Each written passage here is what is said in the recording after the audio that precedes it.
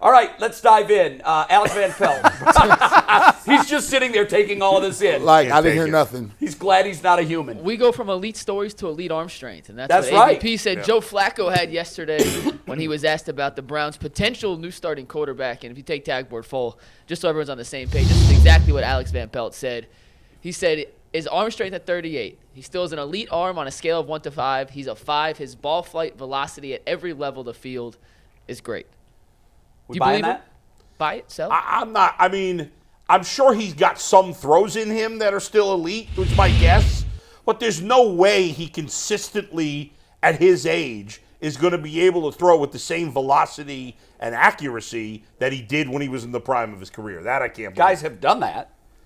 Brett Favre still zinged it at 38. Yeah. Tom Brady. But he ain't Brett Favre and he ain't Tom Brady. 46. Those are the exceptions, not the rule. No, you're right. If he could still do it consistently, he would have been on a team. I think the question I have for you is, Alex, you've talked to him. He seems like a straight shooter. That's exactly it. And I don't think he would. I think what he did was he told what he thought to be the truth. He's not a guy that would embellish something for the sake of a good story. You know what? You're 100%. Because when I first saw the note from Mike, I kind of rolled my eyes at it like, whatever. But then AVP is not that guy. No. Like, he kind of just tells you how it is. Yep. And he's always been that way. So I don't think he's going to make this up now. I guess where I land on the whole arm strength thing is I don't care. He doesn't need a 5. Like, 3's good. 3, 4, whatever is good. DTR has a 6, and that's too much. Yeah, right. And I'm more with his mind, with Flacco's mind. Yeah. And he had a play. I wish I could remember the details. He had there was the touchdown drive late in the game here, where I remember somebody said, I was talking to somebody who said, like, that's a veteran quarterback reading the defense and finding the hole. Was that on the big blow? At the end. Right. Yeah, the touchdown throw at the end was he saw it at the line of scrimmage. It's like Mike White's not going to find that. No. Joe Flacco is. You're asking about the long touchdown pass to Yeah, not the busted coverage. Okay, that's the one I thought you were talking about. The busted coverage one was stealing, but some quarterbacks might not have seen that at the line of scrimmage. Grant Delpit didn't come up. And Yes. Tyvus did a whole breakdown of it. Oh, and okay, he saw okay. Grant Delpit, who was too deep to ever break on the play. And I'm sure You're we can exactly find right. And Joe saw it at Coach the time. Tyvus, You're yeah. exactly right, because Tyvus said you put your heels on the goal line and your play take you into the end zone, and Delpit was like in La La Land on that play, and Flacco spotted it right away. I'm more interested in Joe for that, for the mind component. He's seen everything. He's seen every coverage that there is. I don't care if his arm's a 5. I care about his mind being sharp, and that's where I think his real advantage will come. Yeah. If there is an advantage of a 38-year-old quarterback who was golfing 2 weeks ago, it's that his mind is still sharp. G, what's your thoughts on all this? I think that it's probably still a 5. I know guys right now who can roll out of bed and go bench 500 pounds. Like it ain't nothing. And you're like, dude, when was the last time you lifted? There's like, I haven't lifted in like 5 years. There's guys who are just fast. Like, I believe there's guys in the league that can wake up out of bed and run a 4.5, and 4.5 is moving. Joe Flacco has always had a big arm. I don't second guess that. And Alex Van Pelt, he doesn't get anything or any cool points for saying 5 out of 5. You know what I mean? Yeah, there's no reason for him to embellish that. No upside to it. What I go along with Jason is saying I think he's gonna play well. Like I just do. Like, and it's not because of the simple fact that he's the most talented quarterback. It's the fact that some of the stuff that we've been seeing from our younger quarterbacks and even Deshaun Watson has not been veteran play. Deshaun Watson is a veteran, but he had all that rust on him. So there was times where Deshaun Watson was holding on to the ball too long. There's times where Deshaun Watson wasn't hitting his 3rd, 5th step, 7th step and getting rid of the ball. And we know what DTR and PJ Walker have been doing. So for me, I think this is going to have an opportunity to see a veteran. I think the ball will come out quick. And I think the best thing about it is he's not going to get fooled. He's not going to come in and he throw the ball into triple coverage and you be like, wow, I thought that was a different coverage than when I saw pre-snap. So at least if you get him out there, he's going to be able to make certain plays. I think, he's going to have a calming effect in the huddle. And I think the Browns offense will look pretty good in this game. I remember having a conversation with Cordell Stewart once about something very similar. There was a situation in the NFL where there was a young quarterback that had started the season. The team had decided they were going to go with the new young gun when they had a veteran backup. In the first 4 or 5 games, everything was short and simple. 3, 5, nothing beyond 10 yards in the line of scrimmage.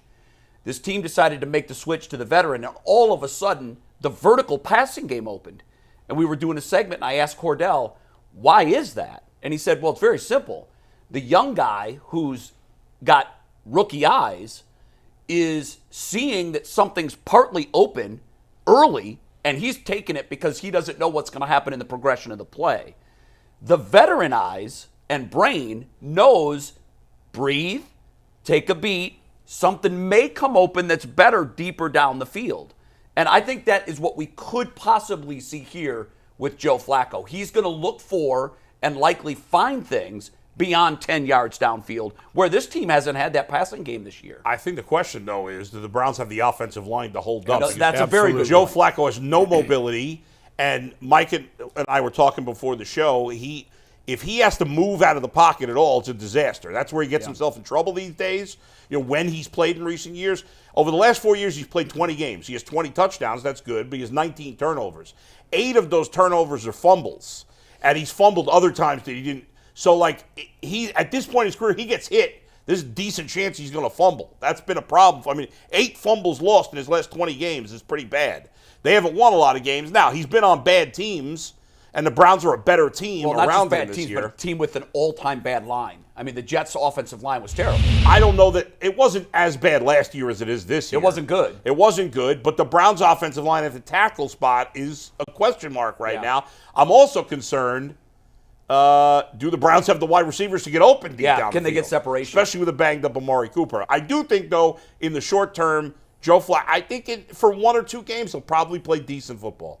We saw that last year. Yeah. He started with some really good numbers his first 2 weeks, and then there was a real fast and dramatic regression. Real fast. And then shortly after, he was on the bench, and that was his time with the New York Jets. I do feel good about it. I do. I mean, if I had to say I feel good or bad about Joe Flacco, I think I probably feel better about starting Joe Flacco than I even would about even with a healthy DTR. Just because I want to see what a veteran can do, a true veteran can do with this team. Yeah, I mean, maybe he'll probably make a couple of throws in this game. We'll be like, wow, we haven't seen a throw like that all season. And that'll be good. I was enjoying the progress DTR was making, and I wanted to keep seeing him playing. Certainly, I'd much rather see him play than P.J. Walker. I'm telling you, I said it Monday. I really liked that touchdown drive. I really felt like that was the turning point for him.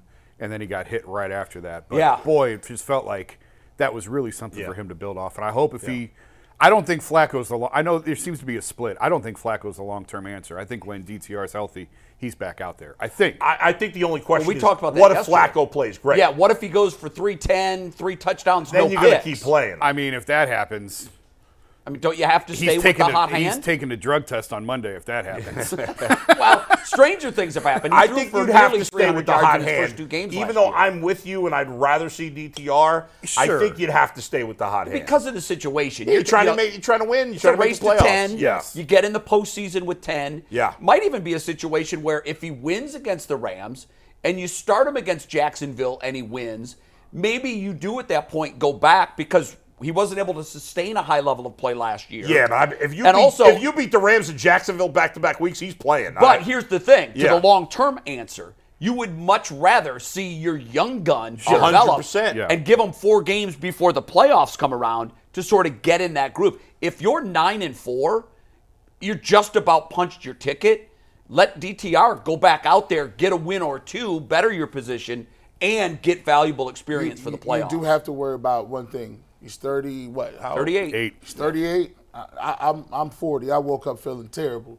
Guess what? After this game, he's going to wake up feeling terrible. Yeah. So injuries are a part of this thing. I wouldn't be surprised if he goes down and you go back to DTR. And he hasn't played in like 12 months, I 11 imagine months. the first time he takes a hit on Sunday will be his first hit in nearly a year. Yeah. He's not taking hits in practice this He week. played there he did play at the end of the season for the Jets, so he played January 8th, whatever it was. Right. So it's been it's 11 months. Hot take prediction: you're gonna see a lot of Wildcat on Sunday. Oh, really? I just think like you're No Kevin's intel, just gut.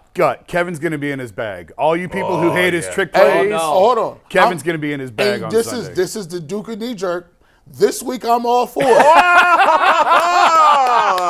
Clip that. Now, wait a clip minute. that. I want to hear that. Game you play. We have to clip that because if any of them go wrong, G's going to kill him. Right? Like I just think like this is the week you're going to see Harrison Bryant under center. You're going to see But Wildcat don't with you see Jerome that Ford. in the case of flea desperation? flicker. Is this desperation? This is You're starting a 38-year-old who was golfing 2 weeks ago. He's won a Super Bowl. If this isn't was a long time desperation, ago. what is? Hit the button. When Joe Flacco won a Super flip Bowl, that. Anthony was in high school. Just remember that. Yeah. It's okay. He's got one.